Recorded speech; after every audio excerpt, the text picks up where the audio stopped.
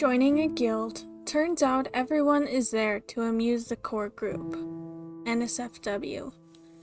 I'm writing on my phone. Sorry for the typos. Tried to quickly fix them. Names are changed. English is not my first language. This is not in the US. This is long. Trigger warning. Graphic violence. Mentions of a certain hate speech that sparked World War II. TLDR? Joined a guild. No actions mattered.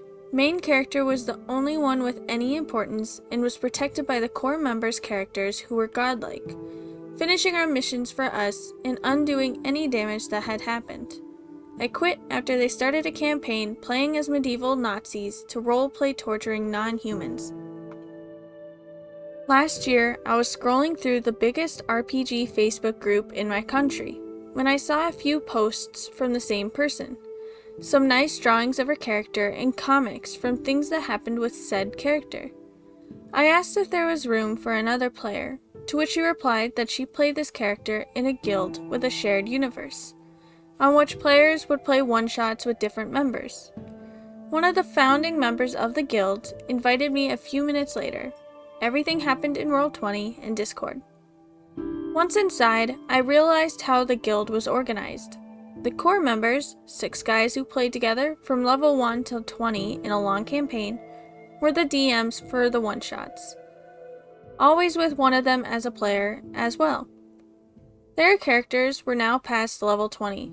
They made homebrew rules for levels past 20, as the system limits PCs to level 20, and were basically gods. Some of them were, in fact, minor gods. All of the core members stated how much they cared about roleplay, saying we should not worry about making the strongest characters we could. After a couple of hours, one of the core members approached me, sort of getting to know what kind of player I was and if I could fit in. Approved me and invited me to a one-shot for level 3 PCs. I made a cleric with heavy armor, specialized in fighting undead, using fire, and buffing the group with spells. The group also had a former raider, looking for redemption. Pretty nice player. A rogue, teenager who missed almost all sessions.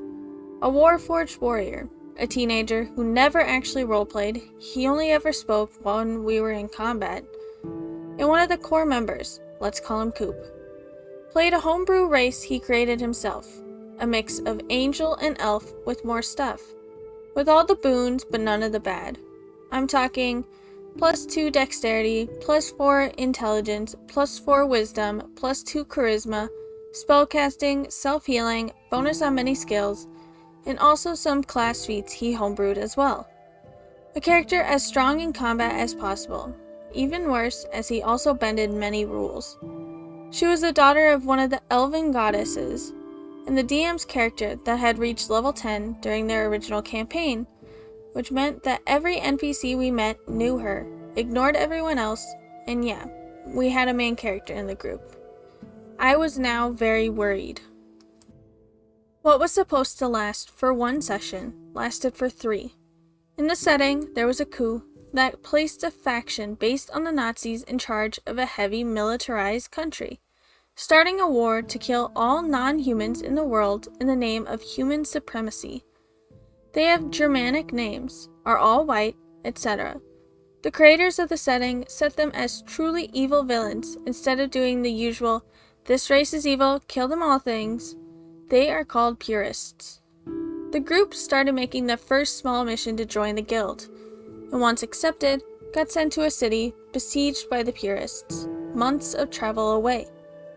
After 2 sessions, we had found a village under attack by purist scouts.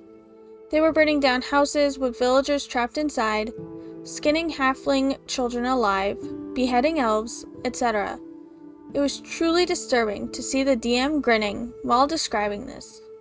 Despite our best efforts, some of them managed to escape, and nearly half of the village was dead. We started pooling our resources to help the survivors. Coop refused to help anybody. He was only focused on dealing damage. Before the last session, the artist who got my attention and actually made me want to join the guild abruptly left. She had been invited to a one-shot and left a couple minutes later. Last session began with our PCs waking up listening to chants. DM's OC, father to Coop's character, had teleported there with an entourage and brought everyone who had died back to life, and everything that had been destroyed was now restored. This way, nothing that had happened so far had any importance, as he had undone all of it in a whim. I was not truly disappointed. DMPC stated how easy it was for him to complete the quest on his own in no time, which made me wonder, why would these actual gods ask anyone to do anything? It was pointless. He gave us a couple buffs and teleported us to the outskirts of the besieged city near the Purist camp, where a new member, an albino rogue, would join us. We reached level 4. We planned a stealthy approach, with our rogues taking out on the lookouts. After the albino rogue took out the first lookout, Warforged Warrior says, "I can take them," and ran into the camp screaming. Roll initiative. There were 40 enemies. We took out nearly half of them, but lost. Albino Rogue was dismembered. The rest of us were captured to be tortured, except for Coop, as her father teleported her away from the fight when we surrendered. Again, why are we even playing this? DM then told us that we had to lose, as Coop would DM a campaign for our characters, and DM would join as a player, a son of his god character, who would be the main character of the campaign. I said I wouldn't be able to attend. The former raider left. It is worth saying that we had to roll for everything. Try to sleep, roll to sleep.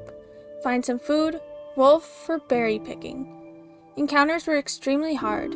There was no room for balance. We were always outnumbered by enemies who could hit us very hard.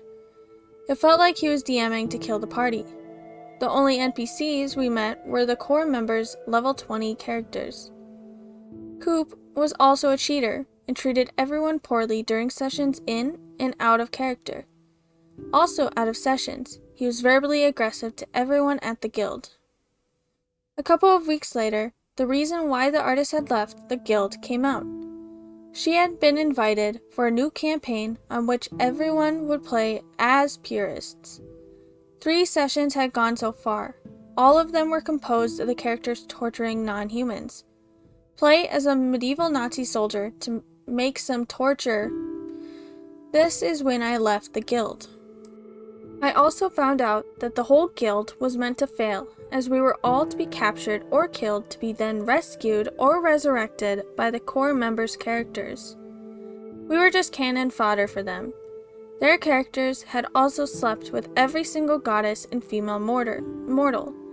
They had met during their original campaign and had amassed so much power they basically ran the world as its true rulers.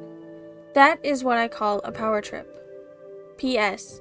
I never got to play with the artists, didn't make any friends, and didn't enjoy playing there.